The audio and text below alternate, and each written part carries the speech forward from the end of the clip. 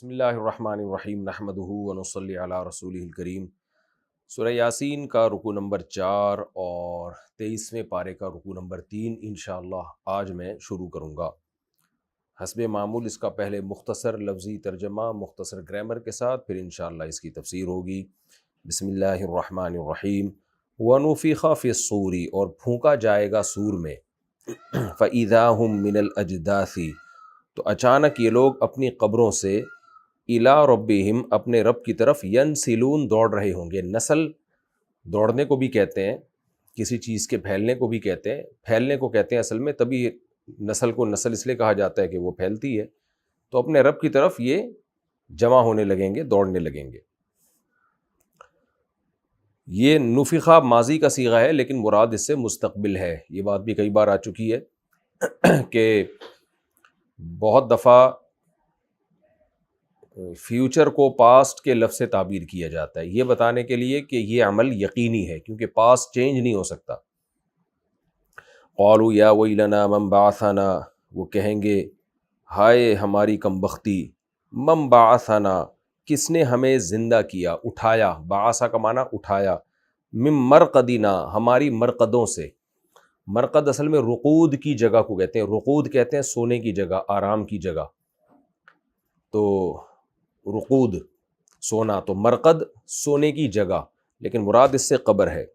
کہیں گے ہائے کاش، یعنی ہائے ہماری کمبختی، کس نے ہمیں جگایا ہماری خواب گاہوں سے۔ ھذا ما وعد الرحمن، اعلان ہوگا کہ یہ ہے وہ وعد الرحمن جس کا رحمان نے وعدہ کیا تھا، وصدق المرسلون، اور پیغمبروں نے سچ کہا تھا۔ ان کانت الا صیحۃ واحدہ، نہیں ہوگی یہ مگر ایک آواز، فاذا ہم، تو اچانک یہ سب لوگ، جمیع، سب کے سب، لدینا، ہمارے سامنے، محضرون، حاضر کر دیے جائیں گے۔ احضر یحضر احضارا کا معنی حاضر کرنا، محضر جس کو حاضر کیا جائے، اور محضر حاضر کرنے والا۔ فالیوم، پس آج کے دن، لا تظلم نفس شیئا، نہیں ظلم کیا جائے گا کسی نفس پر، شیئا، ذرا سا بھی، ولا تجزون، اور نہ تمہیں بدلہ دیا جائے گا، الا ما کنتم تعملون، مگر انہی اعمال کا جو تم کیا کرتے تھے۔ ان اصحاب الجنہ، بے شک جنت والے لوگ، الیوم، آج کے دن، فی شغل، ایک شغل میں ہوں گے، ایک مشغلے میں ہوں گے، فاکہون، جس میں وہ لذت حاصل کر رہے ہوں گے۔ فقیہ یفقہ کا معنی ہوتا ہے پھل کھانا بھی، تفقہ کہتے ہیں پھل کھانے کو بھی، اور کوئی بھی کام از راہ تلذذ اگر کیا جاتا ہے، لذت حاصل کرنے کے لیے کیا جاتا ہے، اس کو بھی۔ فقیہین، اترانے والے کو بھی کہتے ہیں فقیہ، یعنی اترانے والا، کیونکہ جو زیادہ خوش ہوتا ہے تو اترا بھی رہا ہوتا ہے نا عام طور پہ۔ فی شغل فاکہون، ایک مشغلے میں ہوں گے، لذت حاصل کر رہے ہوں گے۔ ہم و ازواجہم، وہ بھی اور ان کی بیویاں بھی، فی ظلال، سایوں میں ہوں گے، علی الارائک، تختوں پر، متکئون، تکیہ لگائے ہوئے۔ لہم فیہا فاکہۃ، ہوگا ان کے لیے، فیہا، اس جنت میں، فاکہۃ، پھل بھی، ولہم، اور ہوگا ان کے لیے، ما، وہ کچھ، یدعون، جو وہ پکاریں گے۔ اصل میں تھا یدعیون تھا اصل میں، یکتسبون کی طرح، یدتعیون، یدتعیون، یکتسبون، تو اس کو پڑھا گیا پھر یدتعیون کو یدعیون، اور پھر عیون کو عون کر دیا، یدعون، یعنی جو بھی وہ پکاریں گے وہ ان کو ملے گا۔ سلام، سلامتی ہے، قولاً، یہ قول کے طور پر سلام کا لفظ ہوگا، سلام ہوگا قولاً، یہ بطور قول کے، من رب الرحیم، اس رب کی طرف سے جو رحیم ہے، یعنی جو کلام ہوگا نا ان کا، اللہ کی طرف سے جو قول ہوگا وہ سلام ہوگا، کہ تم پر سلامتی ہو۔ سلام کا مطلب جو پراپر سلام ہوتا ہے، جس کو ہم ان شارٹ سلام کہتے ہیں، یعنی السلام علیکم۔ وامتاز الیوم، اور جدا ہو جاؤ آج کے دن۔ امتازو اصل میں تھا امتیزو، اکتسبو کی طرح، ممتاز، ممتاز بھی اصل میں ممتیزن تھا، مکتسبن کی طرح، تو پڑھا جاتا ہے ممتازن، تو ممتاز جدا ہونا، کہتے ہیں نا یہ دوسروں سے ممتاز ہے۔ اسی سے باب تفعیل میں جب ہم جاتے ہیں تو تمییز، ایک دوسرے سے جدا کرنا، کہتے ہیں نا تمہیں تمیز نہیں ہے، تو تمیز کا لفظ یہ آیا کہاں سے؟ اصل میں تمہیں فرق کرنا نہیں آتا کہ کون بڑا ہے اور کون چھوٹا ہے، تو تم جو معاملہ چھوٹوں سے کرتے ہو اسی طرح کا بیہیویئر تمہارا بڑوں کے ساتھ ہے، یعنی ادب نہیں کرتے، تو اس لیے کہا جاتا ہے تمہارے اندر تمیز نہیں ہے، یعنی اصل میں تھا تمییز، فرق کرنے کی صلاحیت نہیں ہے، تو وہ اردو میں یہ لفظ پھر ادب کے معنی میں استعمال ہونے لگا، تو بدتمیز ہو کیا مطلب؟ تمہارے اندر فرق کرنے کی صلاحیت نہیں ہے کہ چھوٹے کون ہوتے ہیں اور بڑے کون ہوتے ہیں۔ تو یہیں سے جب باب تفعیل باب افتعال میں جائے گا تو امتیاز، جدا ہونا، وامتاز الیوم، اور جدا ہو جاؤ آج کے دن، ایھا المجرمون، اے مجرموں، الم اعہد، کیا میں نے تم سے، الم اعہد الیکم، کیا میں نے تمہاری طرف یہ عہد نہیں لیا تھا، یا بنی آدم، اے بنی آدم، اللہ تعبدوا الشیطان، کہ تم شیطان کی عبادت مت کرنا، انہ لکم عدو مبین، بے شک وہ شیطان تمہارا کھلا ہوا دشمن ہے، وَأَنِ اعْبُدُونِی، اور میں نے یہ تم سے عہد نہیں لیا تھا کہ اعبدونی، کہ میری عبادت کرنا، یعنی وَأَنِ اعْبُدُونِی عطف ہو رہا ہے اللہ تعبد الشیطان پر، یعنی الم اعہد الیکم یا بنی آدم ان اعبدونی، کیا میں نے تم سے عہد نہیں لیا تھا کہ تم، اصل میں تھا ان اعبدونی، ملا کے پڑھ رہے ہیں تو ان اعبدونی، کیا میں نے تم سے عہد نہیں لیا تھا کہ تم میری عبادت کرنا، ھذا صراط مستقیم، یہ سیدھا راستہ ہے، یعنی میری عبادت کرنا، وَلَقَدْ أَضَلَّ مِنْكُمْ، اور تحقیق اس نے گمراہ کر دیا تم میں سے، جبلاً مخلوق کو، کثیراً بہت ساری، جبل بھی مخلوق کو کہتے ہیں، آپ نے اردو میں لفظ سنا ہوگا، اس کی جبلت ہی ایسی ہے، کیا مطلب؟ یہ بنا ہی اس طرز پر ہے، تو خلق مخلوق خلقہ، جو جس پہ بنایا جاتا ہے نا اس کو بھی مخلوق، یعنی مخلوق کا لفظ ہی جس کو بنایا جائے، تو جبلت بھی مخلوق، کہ تم سے پہلے بہت ساری جبلت کو اس نے گمراہ کر دیا، افلم تکونوا تعقلون، تو کیا تم ایسے نہیں تھے کہ عقل سے کام لیتے، ہذہ جہنم، یہ وہ جہنم ہے، التی کنتم توعدون، جس جہنم کا تم سے وعدہ کیا جاتا تھا، اصلوها اليوم، صلا یصلی کا معنی آگ میں داخل ہونا، کئی بار یہ لفظ آ چکا ہے، اصلوها، داخل ہو جاؤ اس جہنم میں، اليوم، آج کے دن، بما کنتم تکفرون، اس کفر کے بدلے میں جو تم کیا کرتے تھے، الیوم نختم علی افواہہم، آج کے دن ہم مہر لگا دیں گے ان کے منہوں پر، فوہ کی جمع افواہ، ان کے منہوں پر مہر لگا دیں گے، وَتُكَلِّمُنَا أَيْدِيهِمْ، اور کلام کریں گے ہم سے ان کے ہاتھ، وَتَشْهَدُ أَرْجُلُهُمْ، رجل کی جمع ارجل، رجل پاؤں کو کہتے ہیں، رجل مرد کو کہتے ہیں، اس کی جمع رجال،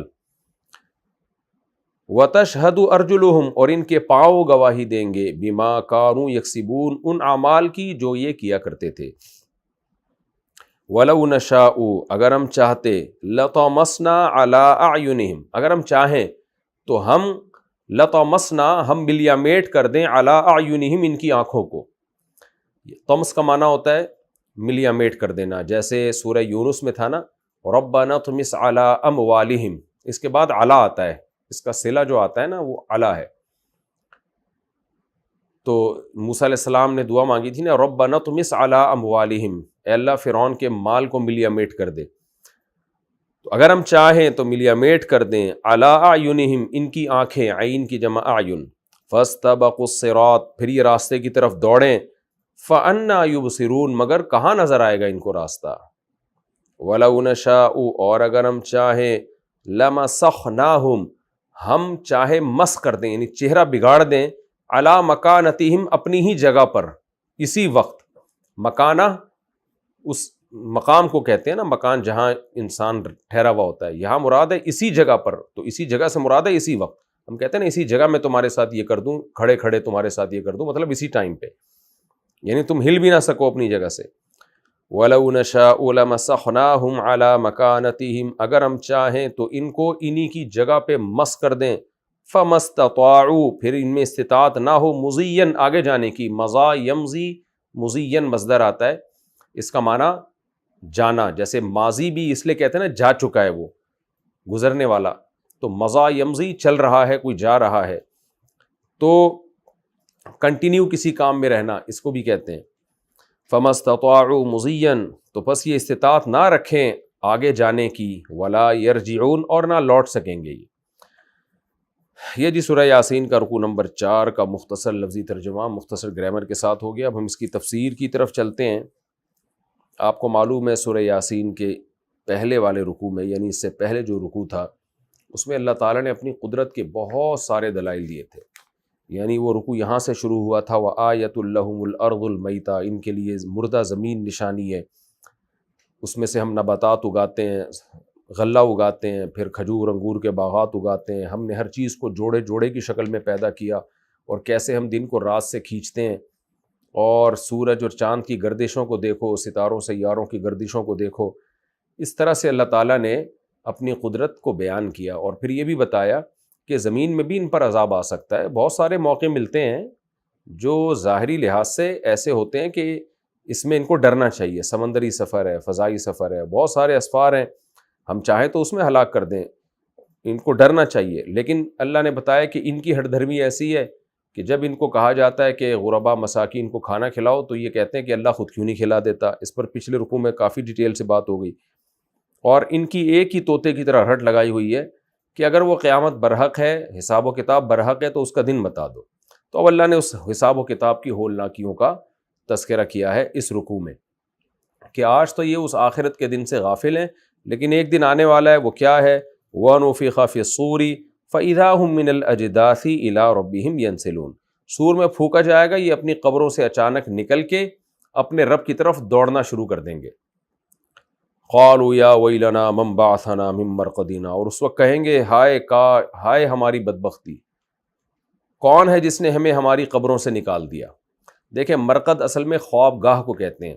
اگر اس کا لفظی ترجمہ ہم خواب گاہ ہی کریں، یعنی ہمارے سونے کی جگہوں سے یا آرام کی جگہوں سے، اسی سے ہم اگر ترجمہ کرتے ہیں، تو پھر سوال یہ پیدا ہوتا ہے کہ عذاب قبر کا پھر کیا مطلب ہے؟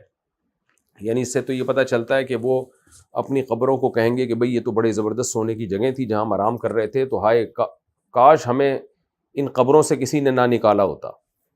تو اس کے 3 جواب ہیں اس اشکال کے. ایک جواب تو یہ کہ مرقد اگرچہ سونے کی جگہوں کو کہتے ہیں، لیکن یہاں اس کے وصفی معنی مراد نہیں ہے، بلکہ عالمی معنی مراد ہے، کہ قبر کے معنی میں، یعنی مطلق قبر اس کا ترجمہ ہوگا. بعض دفعہ کوئی خاص نام کسی چیز کو دیا جاتا ہے، اس میں کوئی خاص وصف، یعنی اس کے اندر کوئی خاص کوالٹی ہوتی ہے اس کو دیکھ کے، لیکن پھر وہ اس کا ایک علم بن جاتا ہے، چاہے اس میں وہ کوالٹی ہو یا نہ ہو. اس کی بہت ساری ہمیں مثالیں ملتی ہیں کہ ہم نے جب کسی چیز کو نام دیا تو ہم نے دیکھا کہ اس میں یہ کوالٹی ہوگی، لیکن بعد میں وہ اس کا علم بن گیا. علم کہتے ہیں کہ کوئی قرینے کے بغیر جو کسی چیز پہ دلالت کرے، یعنی اس میں بس نام سے ہی ہمیں پتہ چل جائے کہ یہ ہے، اس میں وہ والے معنی نہ پائے جائیں. تو قبر بھی عام طور پر آرام گاہ سمجھی جاتی ہے. آپ نے قبرستانوں پہ دیکھا ہوگا لکھا ہوتا ہے آخری آرام گاہ فلاں فلاں صاحب اور سن وفات یہ. اب ضروری تو نہیں ہے کہ وہ آرام کر رہا ہو، اندر ہو سکتا ہے عذاب ہو رہا ہو، اللہ ہم سب کو بچا کے رکھے. لیکن چونکہ ظاہری لحاظ سے، دنیاوی لحاظ سے سب اندر جا کے لیٹ جاتے ہیں، پڑ جاتے ہیں بالکل، اور سب کو پتہ ہے اب یہاں سے قیامت تک کوئی ہلے گا بھی نہیں، تو اس لیے اس کا نام آرام گاہ رکھ دیا، چاہے حقیقت میں وہ آرام ہو یا نہ ہو. اب اس کو آرام گاہ کہنا ہر ایک کے لیے جائز ہے، کیونکہ لغت کا حصہ بن گیا وہ. اب کوئی کہے کہ اس کو آخری آرام گاہ تک لے جاؤ، تو دوسرا یہ اعتراض نہیں کر سکتا کہ بھئی آرام گاہ تھوڑی ہو سکتا ہے عذاب ہو، تو ہم کہیں گے بھائی قبر کا نام ہی آرام گاہ ہے. تو مرقد، قبر کو مرقد کہا جاتا ہے، چاہے وہ سونے کی جگہ نہ بھی ہو، عذاب کی جگہ ہی کیوں نہ ہو، ثواب کی جگہ ہی کیوں نہ ہو. تو اس معنی میں اس پر عین ممکن ہے مرقد کا اطلاق کیا گیا ہو، کہ وہ چونکہ جب میدان حشر کی ہولناکیاں دیکھیں گے تو وہ قبر کے عذاب کو کم سمجھیں گے، اور وہ کہیں گے ہائے کاش، یعنی ہائے ہماری بدبختی، کس نے ہمیں اس قبر سے باہر نکال لی ہے. تو پھر مرقد کا ترجمہ یہاں سیدھا سیدھا قبر سے ہوگا، یعنی اس میں جو سونے والا معنی اور آرام والا معنی ہے وہ معنی ملحوظ نہیں ہوگا. تو قبر سے کس نے ہمیں نکال دیا، تو اس پہ افسوس اس لیے ہوگا کہ وہ آگے اس سے بھی بڑا عذاب ان کو کھڑا ہوا نظر آ رہا ہوگا. ایک مفہوم تو یہ. دوسرا مفہوم جو ایک صحابی سے منقول ہے، غالباً عبداللہ بن عباس رضی اللہ عنہ سے، وہ یہ ہے کہ قیامت کا جب سور پھونکا جائے گا نا، پہلا سور اور دوسرا سور، اس سور کے درمیان میں نہ عذاب ہوگا نہ ثواب ہوگا، کیونکہ روحیں بھی بے ہوش ہو جائیں گی. جب قیامت کا پہلا سور پھونکا جائے گا، جو زندہ ہوں گے وہ مر جائیں گے، اور جو مرے ہوئے ہوں گے ان کی روحیں بھی ان میں بھی حس کو ختم کر دیا جائے گا تاکہ علی وجہ الکمال پوری کائنات پر موت واقع ہو جائے. تو یہ اس کے بیچ کا جو عرصہ ہے جس میں اللہ ہی جانتا ہے کہ کتنا ٹائم ہے پہلے اور دوسرے سور میں, یہ عرصہ ایسا ہوگا جس میں نہ عذاب ہوگا نہ ثواب ہوگا, روحیں بے ہوش ہو جائیں گی. اور پھر جب اللہ تعالیٰ دوبارہ سور پھونکیں گے تو پھر نئی زندگی لوگوں کو ملے گی, روح بھی دوبارہ سے ایک نئی روح, یعنی اسی روح کو اللہ تعالیٰ ہوش میں لے کر آئیں گے, اور پھر وہ روحیں یہ کہیں گی یا ویلنا من بعثنا من مرقدنا, ہماری خواب گاہوں سے ہمیں کس نے جگا دیا, کیونکہ ان کو لگے گا کہ ہم تو طویل عرصے سے سو رہے تھے, پڑے ہوئے تھے, کوئی حص ہی نہیں تھی ہمارے اندر, یہ زندگی کس نے دے دی.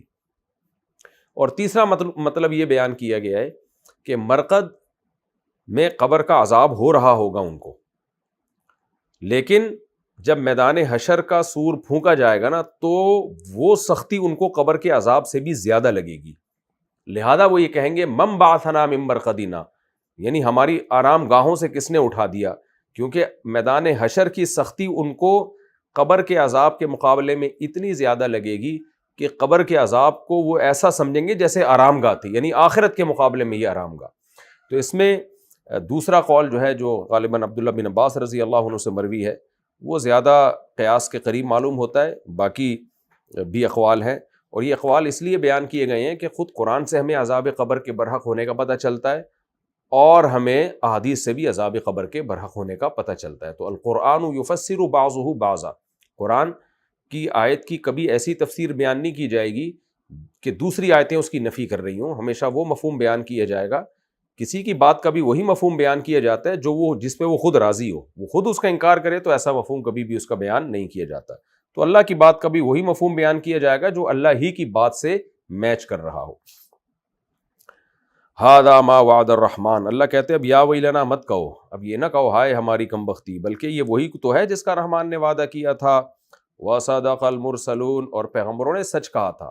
آدم سے لے کے محمد صلی اللہ علیہ وسلم تک کتنے پیغمبر اللہ کے نمائندے آئے, سب یہی کہتے رہے کہ موت کے بعد زندگی ہے, موت کے بعد زندگی ہے.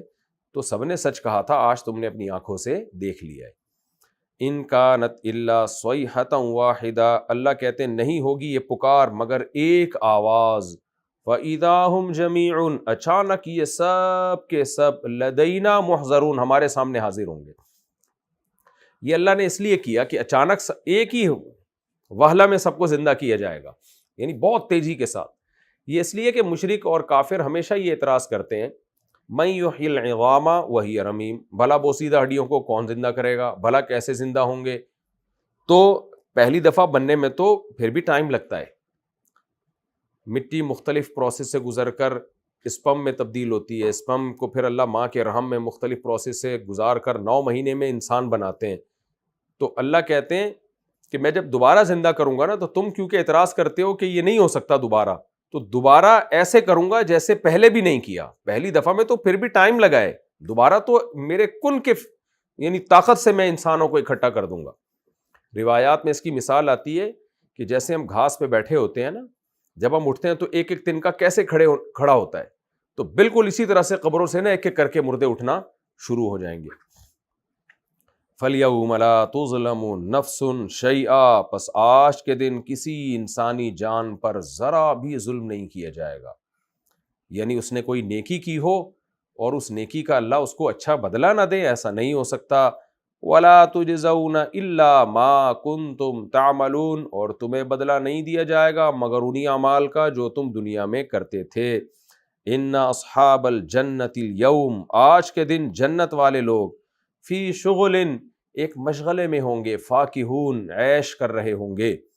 ہم و ازواجہم, وہ اور ان کی بیویاں, کیونکہ ان کے اللہ تعالیٰ نے قرآن میں دوسری جگہ پر فرمایا نا کہ جو جنتی لوگ ہوں گے تو ان کے اہل و عیال میں جو باصلاحیت ہوں گے, یعنی اس قابل ہوں گے اپنے اعمال کی طاقت سے کہ ان کو ان کے ساتھ لاحق کیا جا سکے, تو اللہ ان کے اہل خانہ کو بھی انہی جنتیوں کے ساتھ لاحق کر دیں گے. تو اس لیے ازواجہم کا تذکرہ کیا کہ ان کی ازواج بھی ان کے ساتھ.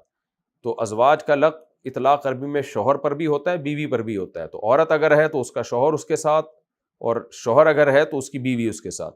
لیکن اس میں ایک خاص درجے کے اعمال کا ہونا ضروری ہے, دوسرے مقام سے پتہ چلتا ہے. تو اللہ فرماتے ہیں وہ اور ان کے ازواج, اور دوسرے مقام سے پتہ چلتا ہے کہ ان کی ذریت اولاد بھی فی ظلال سایوں میں ہوں گے، علی الارائکی تختوں پر، متکئون تکیہ لگائے ہوں گے۔ تخت کا مطلب اور سائے کا مطلب سایوں کی ٹھنڈک ہوگی وہاں پہ جنت میں۔ اچھا، بعض علماء نے بلکہ اکثر حضرات اس سے میدان حشر مراد لیتے ہیں کہ میدان حشر میں جہاں دوسرے لوگ عذاب اور تکلیف میں ہوں گے تو جنتی لوگ وہ میدان حشر میں بھی خوش ہوں گے، لیکن اس سے پھر اعلیٰ درجے کے جنتی مراد ہیں جن سے حساب و کتاب ہوگا ہی نہیں بالکل۔ لہم فیہا فاکہۃ ہوگا ان کے لیے اس جنت میں پھل، ولہم ما یدعون اور جو چاہیں گے وہ ان کو ملے گا، سلام اور سلام کا لفظ ہوگا، قولاً قول ہوگا سلام کا، من رب الرحیم اس رب کی طرف سے جو رحم کرنے والا ہے، اس کی طرف سے سلامتی ہوگی۔ وامتاز الیوم اور آج کے دن جدا ہو جاؤ، ایھا المجرمون اے مجرم لوگ۔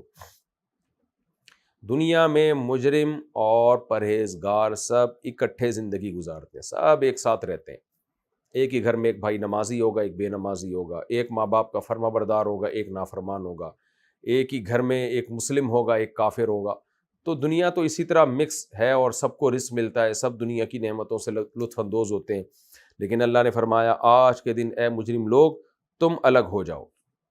امام ابو حنیفہ رحمہ اللہ تعالیٰ سے منقول ہے کہ وہ سورہ یاسین کی ایک آیت پڑھ کر، یہ والی آیت پڑھ کر پوری رات روتے رہے نماز میں۔ وجہ اس کی ہے کہ جب یہ اعلان ہوگا وامتاز الیوم ایھا المجرمون، اے مجرموں آج کے دن تم فرما برداروں سے الگ ہو جاؤ، تو ان پر ایسا خوف طاری ہوا کہ میرا شمار اس دن کن لوگوں میں ہوگا، یعنی اگر ہمارا شمار نافرمانوں میں ہوا تو کیسے اللہ تعالیٰ کا یہ حکم ہم پہ پہاڑ بن کے گرے گا، بجلی بن کے گرے گا ہمارے اوپر۔ تو ابھی تو ہمیں اندازہ نہیں ہے اس کا، لیکن ایک طرف جنت کے باغات ہوں اور ایک طرف جہنم کی آگ ہو، اور اس وقت اعلان ہو جائے کہ جو مجرم لوگ ہیں وہ ایک طرف ہو جائیں۔ آج بھی دنیا میں جب اناؤنسمنٹ ہوتی ہے نا، ہم کوئی انٹرویو دینے کے لیے جاتے ہیں، کوئی اچھی جاب کے لیے جاتے ہیں، اور اس میں فیل ہونے والوں کے بارے میں اناؤنسمنٹ ہو کہ جو فیل ہو چکے ہیں وہ ادھر ہو جائیں، اور پھر ان کا نام پکارا جائے، تو کیسے انسان کانپ رہا ہوتا ہے کہ میرا نام پاس ہونے والوں میں آئے گا یا فیل ہونے والوں میں آئے گا۔ حالانکہ یہ دنیا کی ناکامی ہے جو بہت تھوڑے درجے کی ہے، اس میں ہماری کیا کیفیت ہوتی ہے۔ تو سوچئے میدان حشر میں جب ایک طرف جنت اور ایک طرف جہنم ہو، اور یہ اناؤنسمنٹ ہو رہی ہو اللہ کی طرف سے کہ فلاں فلاں مجرم لوگ ہیں، اب ان کا نام پکارا جائے گا، وہ نافرمانوں سے الگ ہو جائیں، تو کیا انسان پہ گزر رہی ہوگی کہ پتہ نہیں میرا شمار نافرمانے میں ہوگا یا فرما برداروں میں۔ تو اسلاف یہ آیت پڑھ کے ان کے دل بہت زیادہ ہل جایا کرتے تھے کہ اس دن ہمارے اوپر کیا گزرے گی اور پتہ نہیں ہمارا شمار کن لوگوں میں ہوگا، حالانکہ وہ بہت زیادہ نیک اعمال میں مشغول رہتے تھے۔ الم اعہد الیکم یا بنی آدم، اے بنی آدم کیا میں نے تم سے عہد نہیں لیا تھا، اللہ تعبدوا الشیطان کہ تم شیطان کی عبادت مت کرنا۔ جب مجرمین کو الگ کیا جائے گا نا تو چیخ و پکار ہوگی، جہنم کی آگ ہوگی ایک طرف، کیا گزرے گی ان کے اوپر، تو اس وقت اللہ ان سے کہے گا کیا میں نے تم سے عہد نہیں لیا تھا کہ تم شیطان کی عبادت مت کرنا۔ یہ عہد اللہ نے کس سے لیا ہے؟ پیغمبروں کے ذریعے، آسمانی کتابوں کے ذریعے، تمام پیغمبروں نے یہ کہا کہ شیطان اس دنیا کو تمہاری نظروں میں مزین کرے گا۔ تو دنیا سے محبت کرنا اصل میں شیطان کی غلامی اور شیطان کی عبادت ہے، ورنہ شیطان کی براہ راست عبادت کرنے والے تو دنیا میں بہت کم لوگ ہیں، میجورٹی تو شیطان کو برا بھلا ہی کہتی ہے، لیکن شیطان کی بات مان لینے کو اللہ نے عبادت سے تعبیر کی ہے۔ اے بنی آدم کیا میں نے تم سے عہد نہیں لیا تھا کہ شیطان کو فالو مت کرنا، انہ لکم عدو مبین بے شک وہ تمہارا کھلا ہوا دشمن ہے۔ اور شیطان کے دو ہی وار ہیں، برائی کو اچھائی کر کے دکھانا اور دھوکے میں ڈال دینا، دنیا کے مسافر خانہ ہونے کے تصور کو دل سے نکال دینا۔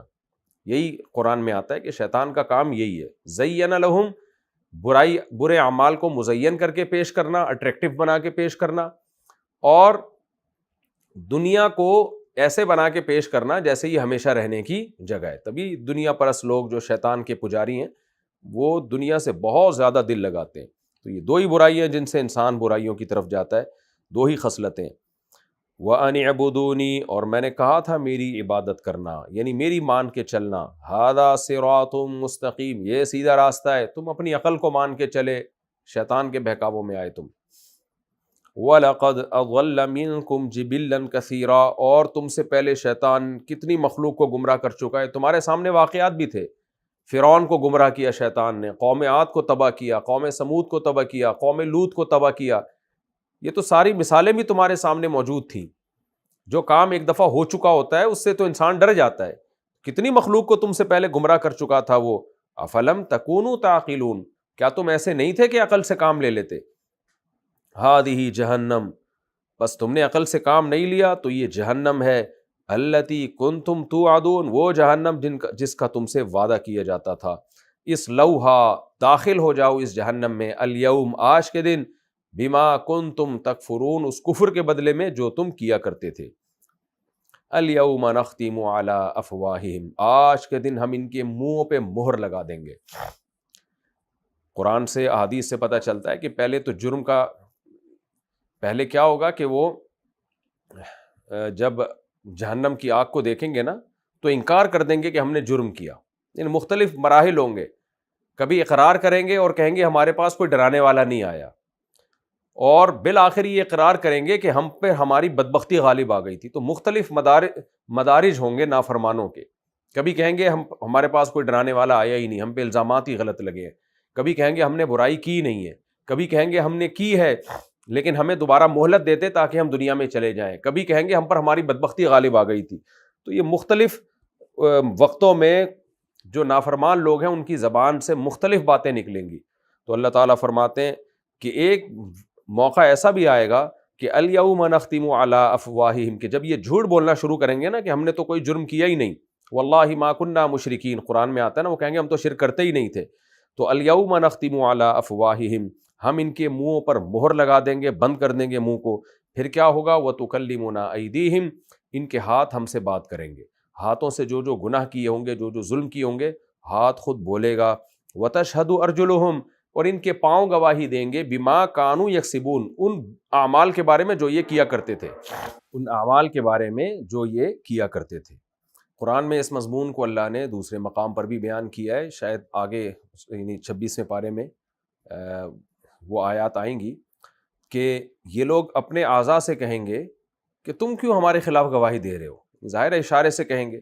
تو وہ جواب میں کہیں گے انطقنا اللہ الذی انطق کل شیء، ہمیں اسی نے بولنا سکھایا جس نے ہر بولنے والی چیز کو بولنا سکھایا ہے. تو وما کنتم تستترون ان یشہد علیکم سمعکم ولا ابصارکم ولا افئدتکم، پھر اللہ ان سے کہیں گے کہ تم اپنی برائیوں کو اپنے ہی اعضاء سے کہاں چھپا سکتے تھے تم. یعنی ہر چیز تم پر گواہ بن رہی تھی. خود تمہارے جسم کے اعضاء وہ بھی تم پر گواہ بن رہے تھے جن اعضاء سے تم گناہ کیا کرتے تھے. تو اللہ تعالیٰ ہمیں اس دن کی ہولناکیوں سے بچائے. آگے اللہ فرماتے ہیں وَلَوْ نَشَاءُ لَطَمَسْنَا عَلَىٰ أَعْيُنِهِمْ، فرمایا یہ عذاب تو آخرت میں ہوگا نا، ان کو دنیا میں اس سے ڈرنا چاہیے کہ جن آنکھوں سے ہم نے انہیں سیدھا راستہ دیکھنے کا حکم دیا ہے اور یہ سیدھا راستہ نہیں دیکھتے، ہم چاہیں تو ان کی ان آنکھوں کو ملیا میٹ بھی تو کر سکتے ہیں. فَاسْتَبَقُوا الصِّرَاطَ، پھر یہ راستے میں آگے بڑھنے کی کوشش کریں. فَأَنَّىٰ يُبْصِرُونَ، لیکن ان کو کہاں نظر آئے گا. یعنی انہوں نے ان آنکھوں کو صرف مادہ پرستی اور خواہشات نفسانیہ کے لیے استعمال کیا ہے. حالانکہ ہم نے کہا تھا ان آنکھوں جو بصیرت کی آنکھیں وہ بھی کھولو اور سیدھا راستہ دیکھو، لیکن یہ سیدھا راستہ بالکل نہیں دیکھتے، یا اللہ کی نشانیوں میں تو ان آنکھوں سے غور ہی نہیں کرتے. تو ہم اگر چاہیں دنیا میں ان کی آنکھوں کو ملیا میٹ کر دیں تو پھر راستہ ان کو نظر کہاں سے آئے گا. لیکن ہماری رحمت ہے کہ ہم ان کی آنکھوں کی بینائی نہیں چھینتے تاکہ راستہ ان کو نظر آئے. تو ان کو چاہیے کہ سیدھے راستے کو بھی ان آنکھوں سے دیکھنے کی کوشش کریں. وَلَوْ نَشَاءُ لَمَسَّخْنَاهُمْ عَلَىٰ مَكَانَتِهِمْ، اور اگر ہم چاہیں تو آج جس مقام پر ہیں یہ لوگ وہیں کھڑے کھڑے ہم ان کے چہروں کو مس کر دیں. چہروں کو مس کرنے کا مطلب چہرہ بگاڑ دینا.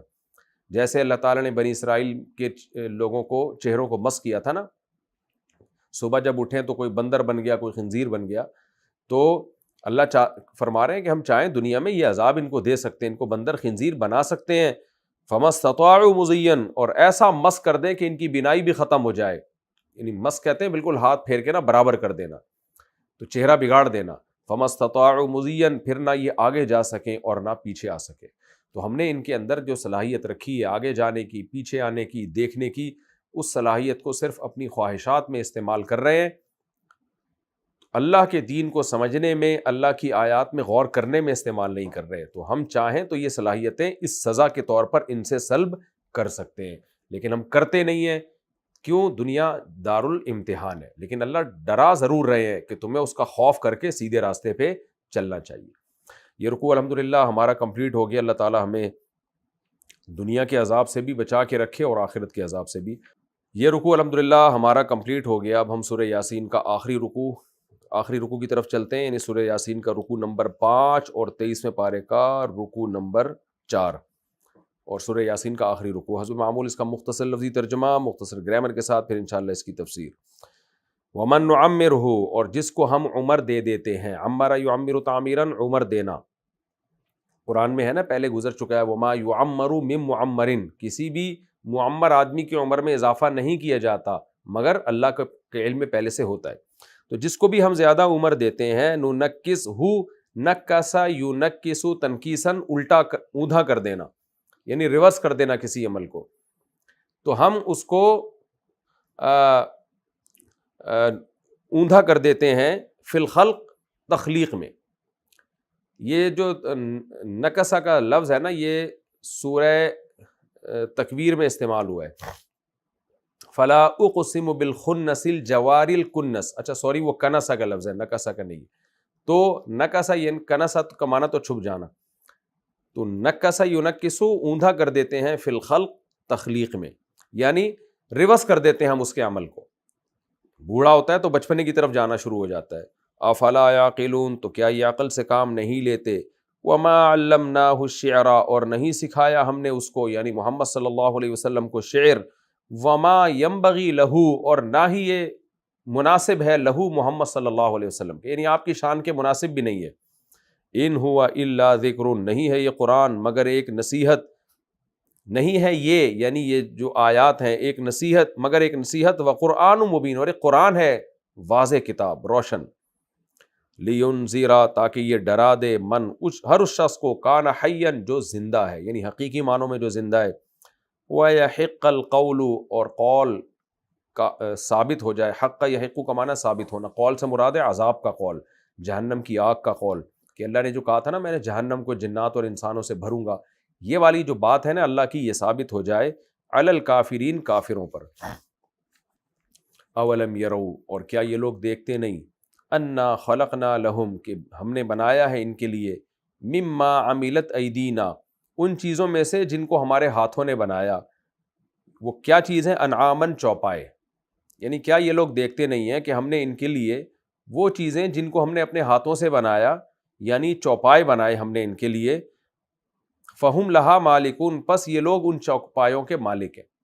یعنی ہم نے ان کے لیے جو اپنے ہاتھوں سے جانور بنائے ہیں، چوپائے بنائے ہیں، گائے ہے، بیل ہے، اونٹ ہے، یہ کتنے چوپائے جو 4 پاؤں پہ چلنے والے جانور، تو یہ ان کے مالک بنے بیٹھے ہیں. وَذَلَّلْنَاهَا لَهُمْ، اور ہم نے مسخر کر دیا ہے ان چوپایوں کو، لہم، ان انسانوں کے لیے. فَمِنْهَا رَكُوبُهُمْ، بس ان میں سے کچھ جانور ایسے ہیں جو ان کی سواری ہیں. رکوب سواری کو، راکب سوار ہونے والا. وَمِنْهَا يَأْكُلُونَ، اور ان میں سے کچھ جانوروں کو یہ کھاتے ہیں. وَلَهُمْ فِيهَا، اور ہیں ان کے لیے، فیہا، ان جانوروں میں، منافع، بہت سے فائدے، ومشارب، اور بہت سے پینے کی چیزیں بھی ہیں ان کے لیے. دودھ جو ہے وہ پینے کی چیز ہے. افلا یشکرون، تو کیا یہ شکر ادا نہیں کرتے. واتخذوا من دون اللہ، اور ٹھہرا لیے ہیں انہوں نے اللہ کو چھوڑ کر، آلہتن، بہت سے معبود، الہن کی جمع ہے، لعلہم ینصرون، شاید کہ ان کی مدد کی جائے، یعنی یہ معبود جو ہے قیامت کے دن ان کی سفارش کریں. اس امید پر انہوں نے اللہ کو چھوڑ کر بہت سو کو معبود بنا لیا ہے. لا یستطیعون نصرہم، اللہ کہتے ہیں یہ استطاعت نہیں رکھیں گے ان کی مدد کی. وہم لہم، اور ہیں یہ ایسے معبود کہ یہ لہم، ان عابدوں کے لیے، جندن، ایک لشکر بن کے، محضرون، حاضر کر دیے جائیں گے. خود ان کو بھی، ان معبودوں کو بھی ان کے ساتھ عذاب میں ڈالا جائے گا. فلا یحزنک قولہم، پس اے محمد صلی اللہ علیہ وسلم آپ کو رنجیدہ نہ کریں، قولہم، ان کی بات، یعنی ان کی جو باتیں ہیں وہ آپ کو رنجیدہ نہ کریں. انا نعلم، بے شک ہم جانتے ہیں، ما یسرون، وہ چیزوں کو بھی جو یہ چھپاتے ہیں، یعنی وہ باتیں بھی جو یہ چھپاتے ہیں، وما یعلنون، اور وہ باتیں بھی جو یہ ظاہر کرتے ہیں، سب کا اللہ حساب لے لے گا. اولم یر الانسان، اور کیا انسان نے دیکھا نہیں، انا خلقناہ من نطفۃ، کہ ہم نے بنایا ہے اس کو نطفہ سے، یعنی ایک پانی کے قطرے سے، منی سے، فَإِذَا هُوَ خَصِيمٌ، اچانک یہ انسان خصیم جھگڑالو بن جاتا ہے، مبین بالکل واضح۔ تفسیر میں انشاءاللہ اس کی ڈیٹیل سمجھ میں آئے گی۔ وَضَرَبَ لَنَا مَثَلًا، اور بیان کرنے لگتا ہے ہمارے لیے مثال، وَنَسِيَ خَلْقَهُ، اور اپنی پیدائش کو بھول گیا۔ قال، اور کیا کہتا ہے، مَن يُحْيِي الْعِظَامَ، کون ہے جو ہڈیوں کو زندہ کرے گا، وَهِيَ رَمِيمٌ، جبکہ وہ بوسیدہ ہو چکی ہوں گی۔ قل یحییہا، کہہ دیجئے ان ہڈیوں کو وہ زندہ کرے گا، الذی انشأہا، جس نے پیدا کیا تھا انہیں، اول مرہ، پہلی دفعہ، وہو بکل خلق علیم، اور وہ ہر طرح سے پیدا کرنا جانتا ہے۔ بکل خلق، خلق کہتے ہیں پیدا کرنے کو، کل خلق ہر طرح سے۔ الذی جعل لکم، یہ وہ ذات ہے جس نے بنایا تمہارے لیے، من الشجر الاخضر، سبز درخت سے، نارن، آگ پیدا کی، فَإِذَا أَنْتُم مِّنْهُ، پس اچانک تم لوگ اس درخت سے یا اس آگ سے، توقدون، جلاتے ہو اپنی لکڑیوں کو، چولہوں کو۔ اَوَلَيْسَ الَّذِي، تو کیا وہ ذات، الَّذِي خَلَقَ السَّمَاوَاتِ وَالْأَرْضِ، جس نے آسمانوں اور زمینوں کو پیدا کیا، لیسا کا معنی کیا نہیں ہے، بقادر، قدرت رکھنے والی، علی، اس بات پر، ان یخلق مثلہم، کہ ان جیسوں کو دوبارہ پیدا کر دے وہ، بلا، کیوں نہیں، وہو الخلاق، وہ زبردست پیدا کرنے والا ہے، خالق کا مبالغے کا صیغہ ہے خلاق، العلیم، جاننے والا ہے۔ انما امرہ، بے شک اس کا امر تو، اذا اراد شیئا، جب وہ کسی چیز کا ارادہ کر لے، ان یقولا، صرف اتنا ہے، صرف کا ترجمہ میں انما سے کر رہا ہوں، صرف اتنا ہے، یقول لہو، کہ وہ کہہ دے اس شے کے لیے، کن، ہو جا، فیکون، تو وہ ہو جاتی ہے۔ فسبحان الذی، بس ہر عیب سے پاک ہے، الذی، وہ ذات، بیدہ، جس کے ہاتھ میں ہے، ملکوت کل شیء، ہر چیز کی ملکیت، ہر چیز کی بادشاہی، وإلیہ ترجعون، اور اسی کی طرف تم لوٹائے جاؤ گے۔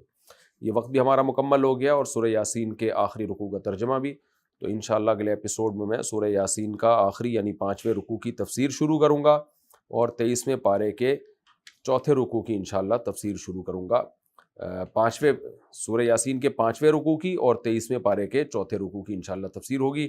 اللہ تعالیٰ سمجھنے کی، عمل کی توفیق عطا فرمائے، وما علینا الا البلاغ۔